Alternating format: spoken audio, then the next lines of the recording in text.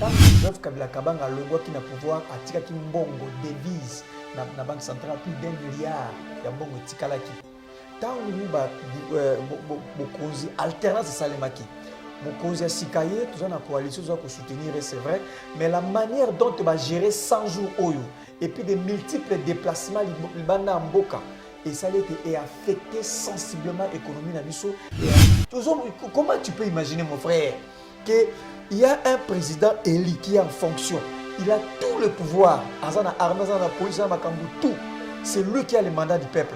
Mais comment se fait-il qu'un ancien président, on a son pouvoir, on a la signature, on a de l'autre côté, on a le peuple, ils ont réclamé, ils ont l'affaire. Ils ont confirmé même Kabila au Bikati. Non, Galba toujours. Botika Kabila la kimia. Botika la kimia a géré Bicho pendant 18 ans. Qu'est-ce que Kabila tika bino nyonso, atika bino banque centrale, atika bino bozutu ya Congo géré Boni. Mais ceux qui boza kolbake. Mais ceux qui sont justice interpellés, mais c'est quel dossier? Toi bengi si Kabila boy ça oui to bengi c'est quel dossier? Bon on a clair c'est quel dossier. D'abord, quel est le dossier où Joseph Kabila qui est impliqué avec signature? Il faut s'engager pe eba.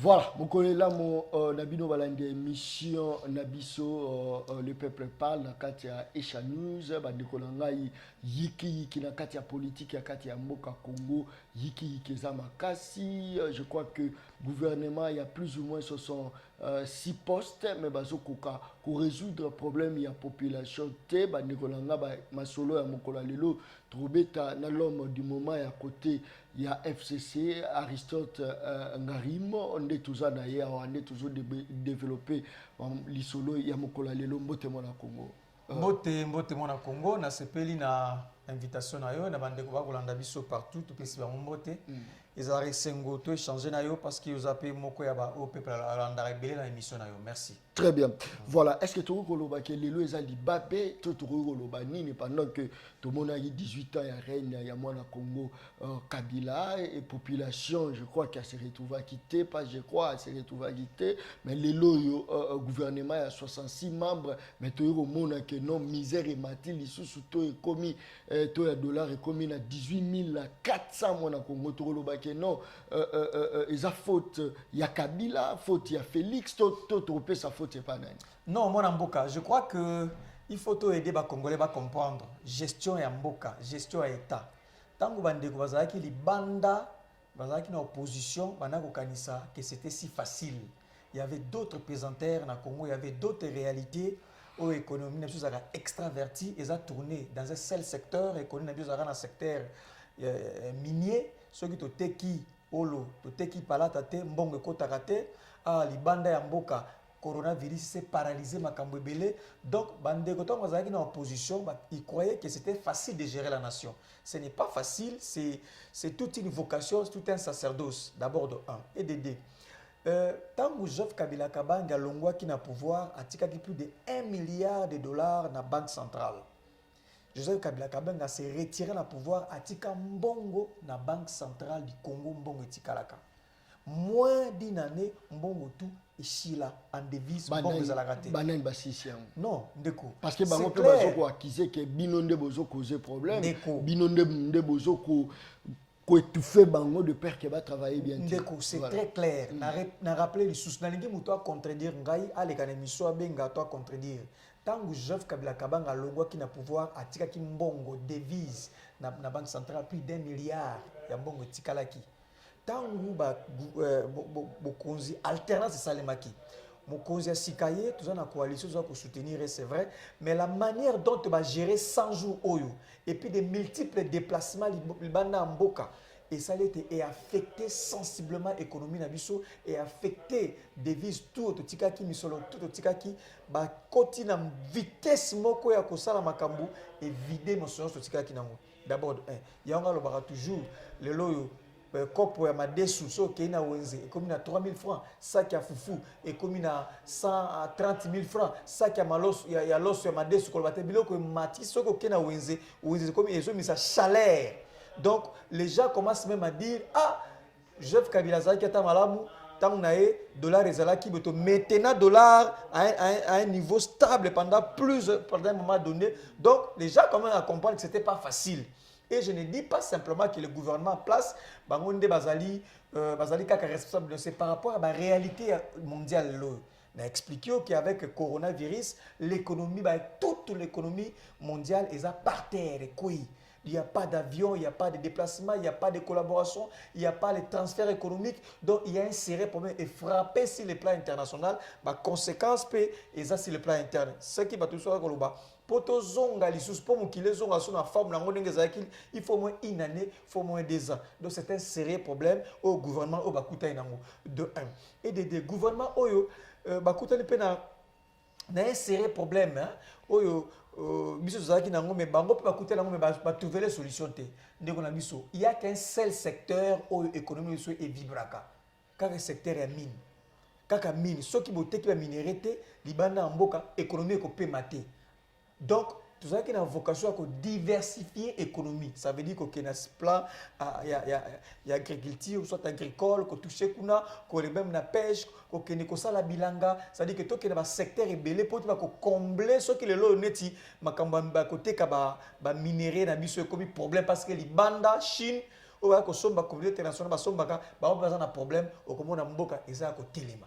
Donc c'est un sérieux problème qui se passe aujourd'hui. Bandeko bana ko critiquer biso libanda, ils se rendent compte que ce n'est pas facile que gérer Congo et le vrai problème le dollar est comme yoso ba 180 dollars ça na 1900 ndeko ngala tu comme on a dollar prochain dollar 10 dollars 1 dollar na 1900.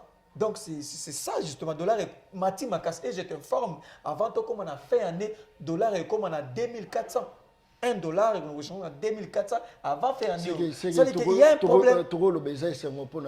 Parce que bino ezaki bongo te bango ba mat donc aussi ça bango touche pour ba mon importance à Kabila mona. Ndeko za bongo te. C'est tout le monde ya kitina changu batu ba yambi c'est beau zalaki na pour ça que non bosi misa mninga touche pour récupérer popularité. Na chango peuple bango ba bimi d'une manière spontanée. Bala ko la Kabila zonga. Bapesi bango mbongo te o bolwa biso ba réunion biso a PPRD to tamwisa mbongo to benga bato ba mbongo ba full to pesa ba 500 francs pour le transport mais yo monitangu autorité morale président a PPRD azoleka pesi mbongo te full e bazo ko réclamer azonga d'abord de 1 de 2 tozali jamais na esengo ndenge makambo za ko leka lelo parce que peuple wana za peuple va voter biso nga za candidat pe za sous candidat. Donc peuple wana ba votera biso ba cousin ba neveu ba nièce na biso za kati ya peuple wana donc so ba ko souffrir c'est directement biso to ko souffrir na relever ka faille moko e ba que ce n'était pas facile ya ko gérer mboka lokola Congo avec beaucoup de défis to za nango. Alors nous sommes confiants to za ko espérer que le président de la République Félix Tshisekedi a ko faire un effort pour relever mboka na kati ya gouffre autozali surtout de kona za ko bisayo. Tuna mama tama kendeke zando avec li solo ya sac ya madesu avec li solo ya carton piodi avec li solo ya sac ya fufu avec li solo ya makala avec li solo ya wezenenge pays. Est-ce que one ce qui revient à dire échec ya Félix to ça échec à Kabila? Non, d'abord faut que Kabila parce que oui parce qu'il y a une autorité morale ya FCC ça presque partout de Golangai. Na bisa bino loko moko ndeko. Bon c'est bon mais c'est trompé. La constitution, le chef de l'État est le garant des bons fonctionnements des institutions. Natou Nagabino toujours. Qui nomme les mandataires? Qui nomme les généraux? Qui nomme les ambassadeurs? Qui nomme les ministres? Qui révoque le ministre? Qui révoque les ambassadeurs? Qui révoque les généraux? Qui a la signature là, à part lui-même? Qui a la fonction emblématique? C'est le président de la République. Donc, il est la clé de voûte. Donc, il y a une clé pour Makambutu et Tamboula. C'est lui qui nomme les mandataires. Ceux qui ont mandaté au Salama B, aux FCC, aux IDP, c'est lui qui te nomme, c'est lui qui te révoque. Au ministre, le président de la République a la capacité pour révoquer le ministre. Donc, la constitution est consacrée au Konzamboka, président de la République, la commission institution à part. Donc, ceux qui m'ont cambré au Tamboula, Motali Bosso va comment ils alliés parce que c'est Yende à la qui peuple. yenda prometa ki peuple ya ki na projet de société lobi ngaso ya comme président na ko sala boy ezaki ilunga ilukamba te ilukamba za ko aider comme premier ministre asa responsable na parlement aider na échec parce que jusque là toujours ressentir à force il y a gouvernance na été mon Congo Aristote to ezaka libabe ndeko la non en fait il faut que loba awa ilunga ilukamba azane ko accompagner vision ya mokonzi ya mboka ilunga ilukamba yema azana vision na été ilunga ilukamba premier ministre de lui-même il n'a pas une vision propre à lui. Non, il y a une vision à mokonzi ya mboka. Nde aza ko aider yango projet wana ekokisama. Il y a lokola mwana musala ya mboka premier ministre akokisa makambo ya on a expliqué que la clé de voûte mokonzi ya masolo nyoso ezara le président de la République.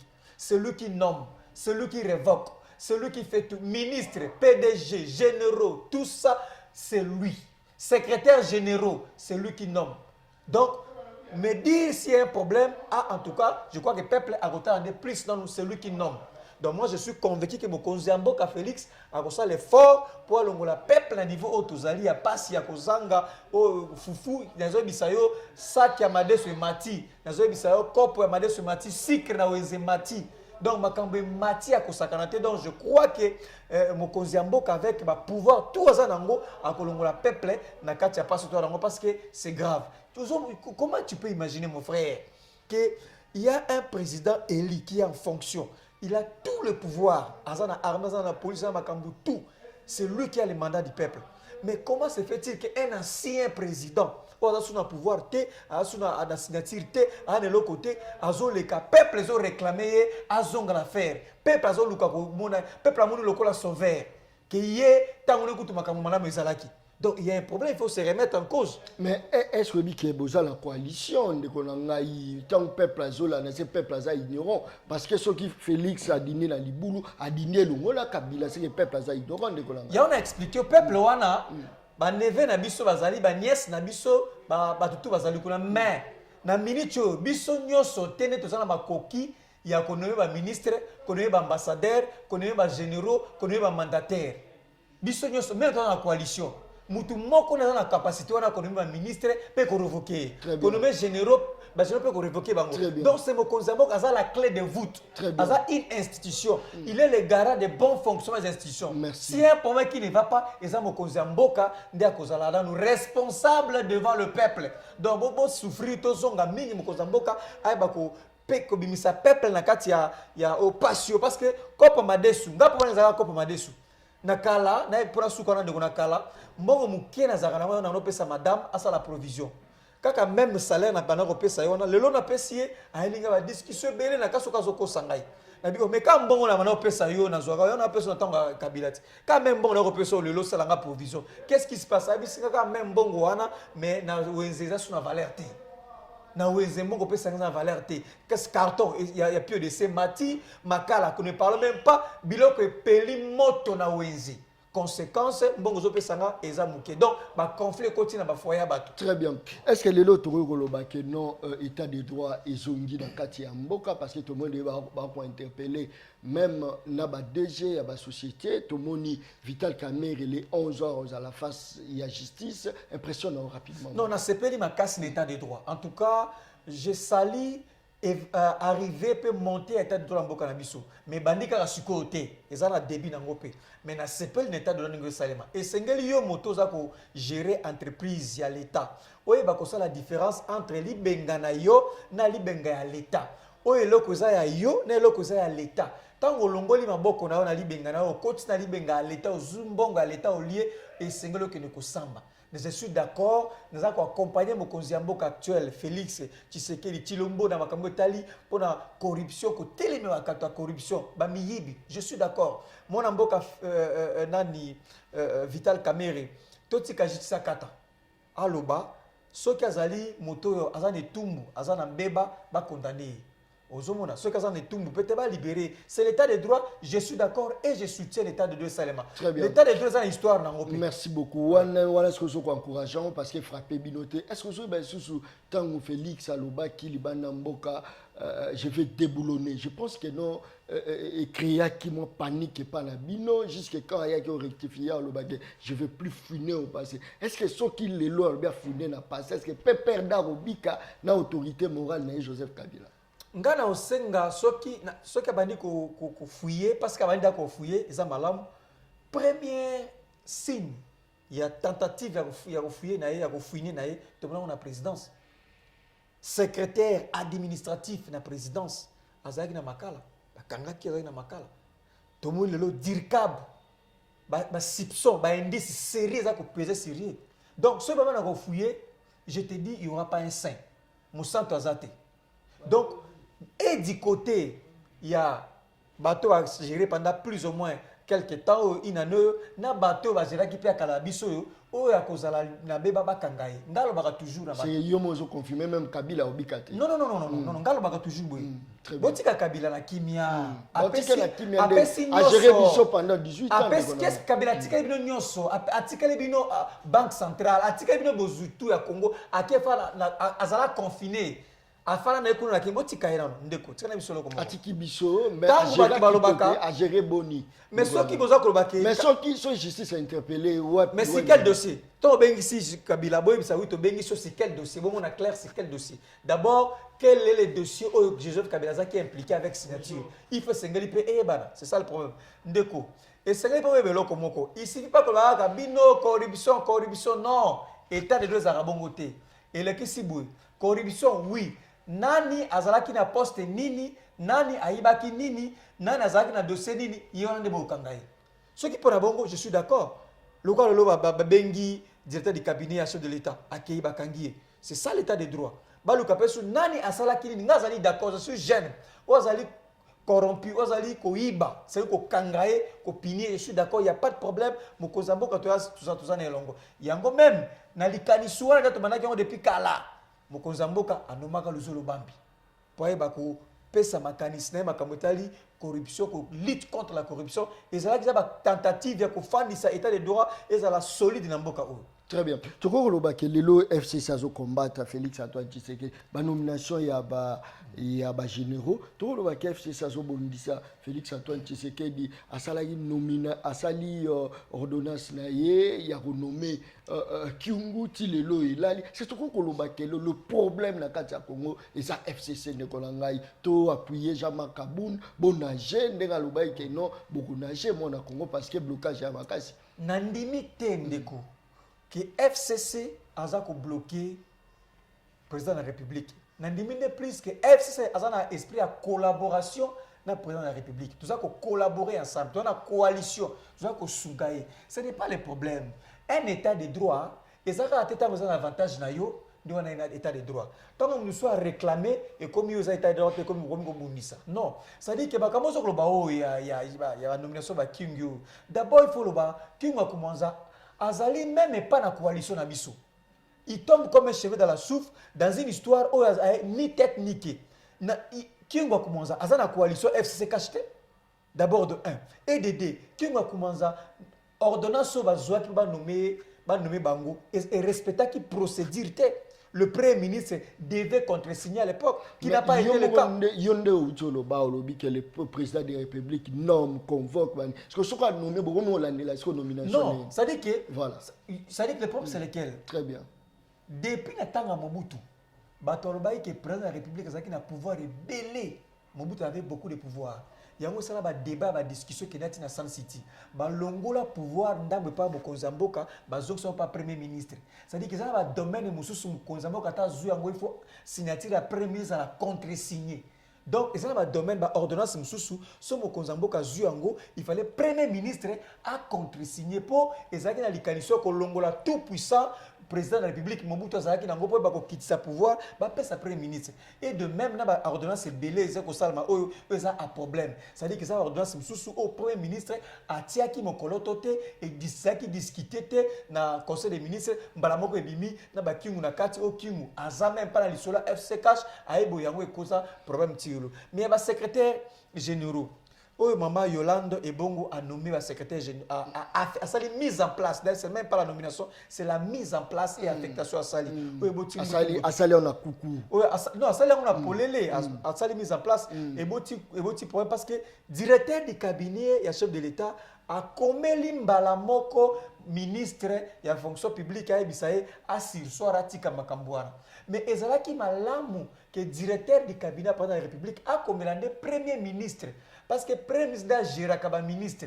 A comme lié, ce que le premier ministre soit bengisi, ministre a ébissé, a fait ses instructions. Talam balamoko ou pas directeur du cabinet et que imbalamoko pas ministre. Certes, Mokozambo est pas chef exécutif, mais dans la hiérarchie normale, article 90 alinéa D, le premier ministre est le chef du gouvernement. C'est lui qui parle avec tout le ministre. Donc, premier loco et puis deuxième médicament. Et l'une va reprocher maman Yolande. Qu'on le combat clairement. Donc, va reprocher si quel point, si quel aspect. Hier, avec un recours ordonnance et c'est nomaka secrétaire général il y a en œuvre en exercice est-ce que vraiment va fonctionner et ça va attribution na été ndeko c'est-à-dire que le ministre azali responsable dans département na yo ministre ngozana ozali responsable dans département au talama comme ngozo kenda oza ko proposer la solution dans secteur de ya salaki donc c'est le col appel mon Kozambo a estimé que il faut pas sur sorango maman Yolande pas de problème le cas mon Kozambo kalobi azongi sima andimi à se plier, si prochainement, il n'y a pas de problème. Très bien. Rapidement, tu as la caméra, dernier mot. Mon Ezali Boye. Congo est patrimoine national. Toza na deuxième pays, tu as mboka mongo Congo na Congo. Biso nyonso esengeli to soutenir l'actuel président en fonction comme on a Félix Tshisekedi Tshilombo azali na coalition na FCK. To soutenir to tia maboko. Certes défis à makasi problème est makasi mais to soutenir pas que de liboso parce que tous en a quatre ya coalition échec naie et échec ya FCC Mobimba na cash échec naie et échec ya peuple échec les échec ya Congo donc to soutenir surtout na période où il y a Covid. Très bien, merci beaucoup. Tokutani mokolo ezoya toujours na chaîne Nabiso ya monene oyo boza kolanda biso. Merci et bye. Merci.